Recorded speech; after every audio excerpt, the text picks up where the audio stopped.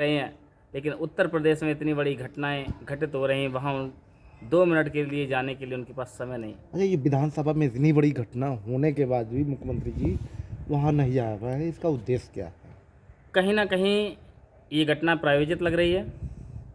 गरीबों पिछड़ों के साथ कोई खड़ा नहीं है।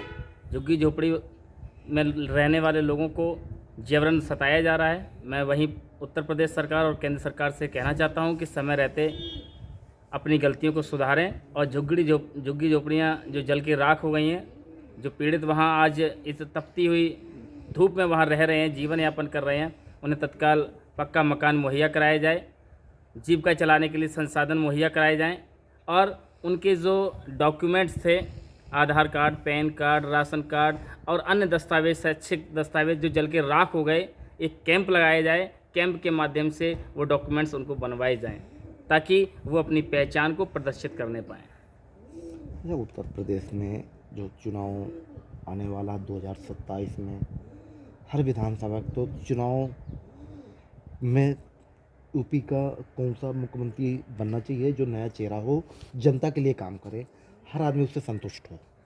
देखिए, नए चेहरे पर तो भरोसा एकदम नहीं किया जा सकता, लेकिन पूर्व में जिन लोगों ने मेहनत की, समाज के लिए काम किया, विकास किया, तो उन लोगों पर तो भरोसा जताया जा सकता है। तो ऐसी स्थिति में उत्तर प्रदेश में सबसे ज़्यादा समाज हित में किसी ने काम किया तो बहन कुमारी मायावती जी ने। उनके शासन में शैक्षिक व्यवस्था, सामाजिक व्यवस्था, धार्मिक व्यवस्था, व्यवसाय की व्यवस्थाएं अच्छी थीं और सबसे अहम बात है कानून व्यवस्था।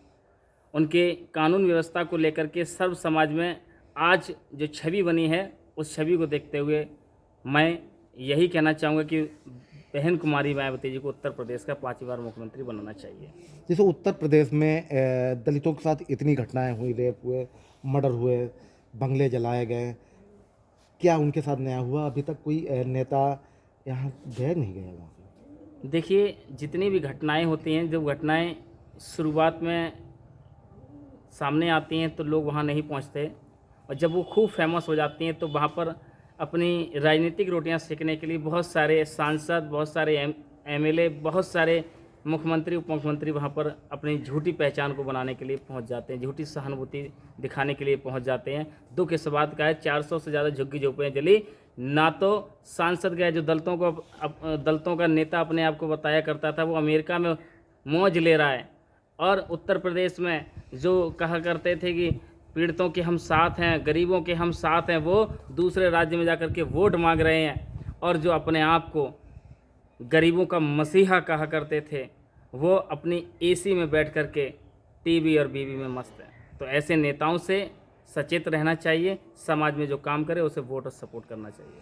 क्या लग रहा है आपके चुनाव आ रहा 27 में, हर विधानसभा में शक्ति कैसी रहेगी? इस बार युवाओं ने कमर कस ली है और मुझे पूर्ण विश्वास है युवा प्रदेश का नेतृत्व करेंगे, युवा अपनी विधानसभा का नेतृत्व करेंगे और इस बार परिवर्तन आएगा। जनता जाग चुकी है और वो उन लोगों को बिल्कुल भी वोट नहीं करेंगे जिन लोगों ने समाज का शोषण किया है। समाज की आवाज़ को बुलंद करने वाले नौजवानों को, युवाओं को, बहनों को इस बार वोट की चोट से विधानसभा भेजने का काम किया जाएगा। अच्छा, उत्तर प्रदेश में सरकार का मुद्दा ये हर जगह विकास के लिए है।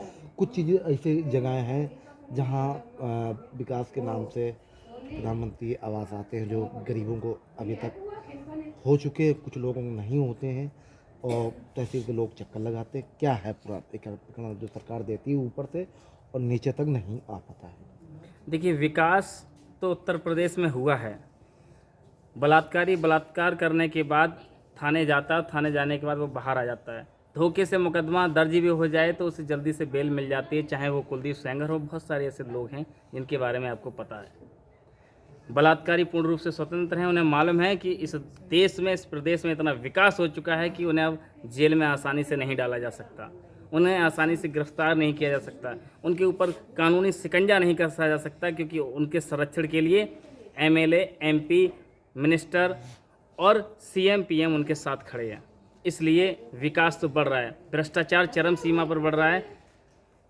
20,000, 30,000, 40,000, 50,000 रुपये कमाने वाले लोग, 2-2 लाख रुपए सरकारी तनख्वाह लेने वाले लोग, दिहाड़ी मजदूरी करने वाले लोगों से 500 रुपये से लेकर 20,000 रुपये तक का अवैध वसूली कर रहे हैं, चाहे वो शौचालय के नाम पर हो, चाहे मकान के नाम पर हो, चाहे कॉलोनी के नाम पर हो, या राशन कार्ड बनाने के नाम पर हो, या फिर किसी और। जितने ब्लॉकों में पंचायतें होती हैं तो उसमें मुँह देखी गरीबों के साथ होता है, आवास भी आते हैं, नालियाँ भी आती हैं, तो विकास में उतना जो बजट सरकार दे रही है ये क्यों नहीं वहाँ लगा रहे हैं? दरअसल में होता क्या है कि वहाँ भी नामावली में नाम चढ़ाने के लिए जो लोग हैं वो उन लोगों को चिन्हित कर देते हैं जो उन्हें डोनेशन नहीं देते, जो उन्हें घूस नहीं देते, रिश्वत नहीं देते, उन लोगों को अपात्र बता दिया जाता है। और जो लोग संपन्न होते हैं, जो रिश्वत दे के काम करा लेते हैं, उन्हें पात्र बना करके शामिल कर लिया जाता है। इसीलिए आज भी काफ़ी सर्वे किया है हमने औरैया ज़िले में, जहाँ पर हमने पाया 200-250 से ज़्यादा परिवार ऐसे थे जिनको अपात्र घोषित कर दिया, जबकि उनके पास रहने के लिए एक छत भी नहीं थी। तो कहीं ना कहीं ये सरकार की लापरवाही है। मैं तो यही कहूँगा कि समय रहते नीतियों में सुधार करें, नहीं तो भाजपा प्रदेश ही नहीं देश से गायब होने वाली है।